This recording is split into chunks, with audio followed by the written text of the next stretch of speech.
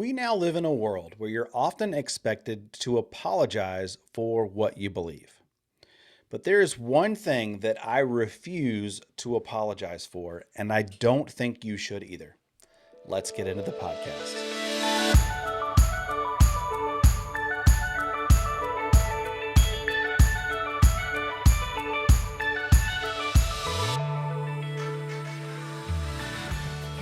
You are listening to the Lawns and Life podcast, the show built for DIYers who like to learn, grow, and have a little bit of fun along the way.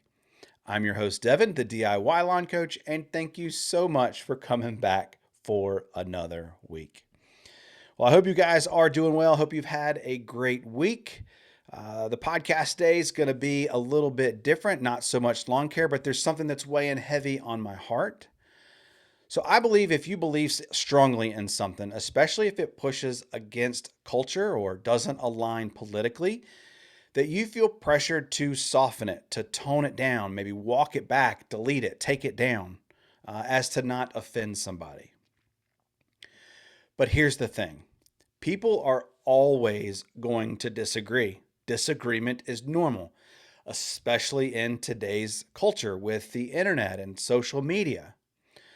So that kind of got me thinking about two moments in history where these two guys were steadfast in their belief and they refused to apologize for their foundational fundamental beliefs. The first one is Charlie Kirk. Regardless of how you feel about that situation, Charlie was a young man. He was a father, he was a husband, and he was murdered for standing up for what he believed. He used his words to convey his thoughts, and he used his platform to debate and challenge other people's views.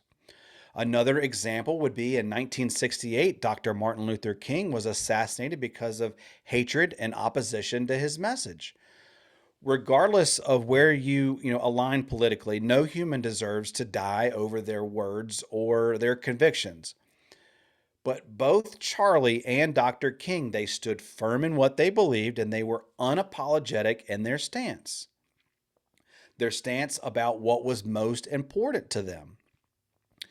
Now look, I've apologized for a lot of things in my life, and I'm in no way comparing myself to Charlie or Dr. King. I'm only using their story to illustrate a greater point. Now, sure, I've apologized for bad decisions. I've apologized for wrong reactions. I've apologized for things that I've done or words that I wish I could take back when I've hurt somebody, especially the ones that I love most. Take my wife, for example. We've been married for 16 years, so trust me, I have a lot of practice saying I'm sorry and apologizing. Now, those apologies are necessary. They help me grow as a dad, as a husband, as a son. But but to me, there is a difference between apologizing for when you're wrong and apologizing for when you have a fundamental belief. And that's kind of how I was bringing Charlie and Dr. King into this, because of their fundamental belief in being unapologetic. So the apology side is not what I want to talk about. It's the apology for a fundamental belief. That's what I want to talk about today, because there's one thing that I won't apologize for. Now, let me preface all this by saying, I'm not saying this because somehow this makes me better or I live on some moral high ground. That's not at all what I'm saying this. I'm saying this because this is a fundamental foundation of my life, just like Dr. King was fundamentally against human rights and Charlie stood up for believing in God and how things should be structured. So what started all this? Like where is all this coming from? So last Sunday was Super Bowl Sunday. And Pete over at GCI Turf, he made a post on social media letting folks know about an alternative halftime show to the one that was on national TV, right? I saw his post And so I can tell you that I honestly, when I read it and saw it, I didn't think anything by it. I thought it was innocent. I didn't feel like it was politically motivated, but that's not the way some viewers took it. And so ultimately, Pete kind of got some heat. He decided to take the comment down, and he issued an apology. And right or wrong, no matter how you feel about that situation, it got me thinking and asking questions around, trying to please people versus apologizing for something that you genuinely didn't feel like you did wrong. Now, I understand why he did it. He has a business to run, and just like we were talking about being married, sometimes we apologize because honestly, it's not sometimes just not worth the argument. All right, and so I get it. I understand why he apologized. But the situation with Pete kind of got me thinking about apologies, like in general. Would I have done anything differently in that situation? Would I have apologized? Would I have taken it down? Why do we even apologize for things that we don't feel like we've done anything wrong? At what point do we apologize for our beliefs? And are there things that I wouldn't apologize for? So, first thing I did is look up the definition of apology, and it says that an apology is a regretful acknowledgement of an offense or a failure. And so when I read that, there are really two words that stick out to me: regret and offense.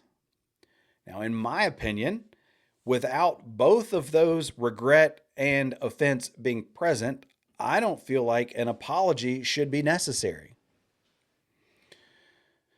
So let's talk about the one thing that I will never apologize for. And it's honestly it's really, really simple. I will never apologize for being a Christian and following Jesus. But let me be clear, because I'm not talking about everything that's been done in the name of Christianity. I mean, history is full of really dark moments where people have claimed God was on their side. Hitler is a perfect example of that. Hitler murdered 6 million Jews while invoking the name of God. Turn to the Bible. Acts chapter 9. Saul was persecuting Christians because he genuinely believed that he was doing God's will. That was until, of course, Jesus stopped him. But that's not what I'm defending. All right. So, what I'm talking about is my faith. I'm talking about my belief in God, my decision to follow Jesus, my belief that he went to the cross, he died for my sins, he paid the debt that only he could pay. And I won't apologize that. I won't apologize for my faith. I won't apologize for believing in God when the world says otherwise. Or when people say that the Bible is just some book written 2,000 years ago and it doesn't apply today. I won't apologize for believing that. I won't apologize for believing that there's more to life than what I can see and touch or even explain. God calls us to do more, to be transformed by the renewing of our minds. I won't apologize for praying, especially when things are out of my control. Lord knows there a lot of things are out of my control. When I don't have the answers, or when I've done everything that I can do and the only thing left to do is put my faith in him, faith in God, faith that through him all things are possible. I won't apologize for believing that I won't apologize for believing that the grace of God is real and that I need it and that you need it and that I've seen what grace can do in people's lives, including my own. I'm not perfect, but it's by grace that I wake up each day, and it's by grace that my lungs are filled with air every morning. I won't apologize for believing in forgiveness, even when it's hard, even when I don't feel like it's fair, because forgiveness has a way of breaking chains that anger and bitterness never will. I forgive not because I want to, but because God first forgave me. for my sin, for my sinful heart. So how can I ask someone else for forgiveness when I won't in turn give it on my own? I won't apologize for trying to raise my kids with faith as a foundation, teaching them right from wrong, teaching them humility, teaching them that they're not the center of the world, and that loving God and loving people is what Jesus calls us to do, and that's what matters most. That doing the right thing, regardless of what the world says, and that one day we're going to have to answer for the things that we do on this earth, and remind them that God loves them. I won't apologize for believing that Jesus changes people, not in a perfect way or an overnight kind of way, but in a way that is slow and steady and real, the kind that shows up in how you treat others, how you handle failure, how you handle success, how you respond when nobody is watching. I won't apologize for standing on the truth, even when my faith might cost me something, whether that's views on YouTube. Hence why I'm making this podcast, making this video. I will apologize when I mess up. I'll apologize when I say something wrong or I hurt somebody I love, but I won't apologize for my faith. I won't apologize for admitting that I'm the problem, that it's my heart that needs transformation, that through God's grace, it allows my eyes to be opened so that I can see Him, experience joy and healing. This is not something that I use to look down on people. It's something that I use. It's not something that I use to excuse behavior. We talked about all the atrocities in history. But it's the thing that reminds me how much I still need grace, how much I still need God's love, how much Jesus has changed my life, and how Jesus can change your life. And that's something that I'm not ever going to be sorry for. Again, I said I've been wrong about a lot of things, and I'll own that and I'll admit that. And I'll apologize for those every time. But my faith isn't one of them. That's like the one thing that I'm actually sure about. So here's my prayer for you. My prayer is hope for you. My prayer is that you would be unapologetic in your faith too. Again, not loud, not to be combative or just to be steady and confident and rooted. 2 Timothy says, "For God has not given us a spirit of fear, but of power, love, and a sound mind." So to me, that means we don't have to live timid. We don't have to shrink back. We don't have to be afraid of what people might think. Power, love, and a sound mind.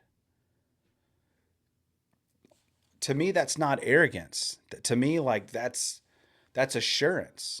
That's like kind of putting on a cape or a shield of armor that Jesus gives us to say, it's okay to be that way. It's okay to not apologize for those things. Be steadfast in your faith. So my prayer is for you that you're bold. You're courageous in how you live out your life, steadfast in your relationship with Christ, not when it's easy, not when others are watching, but because that's what Jesus wants us to do. Never apologize for your faith in the one who is saving the world, who has saved the world. So thank you so much for watching the episode. I hope you enjoy it. I'd love for you to comment down below and give me your thoughts. And if you enjoyed the podcast, please consider giving it a like. I hope you guys have a wonderful week. Thank you so much for checking out the podcast. My name is Devin. I'm the DIY Lawn Coach, and I can't wait to see you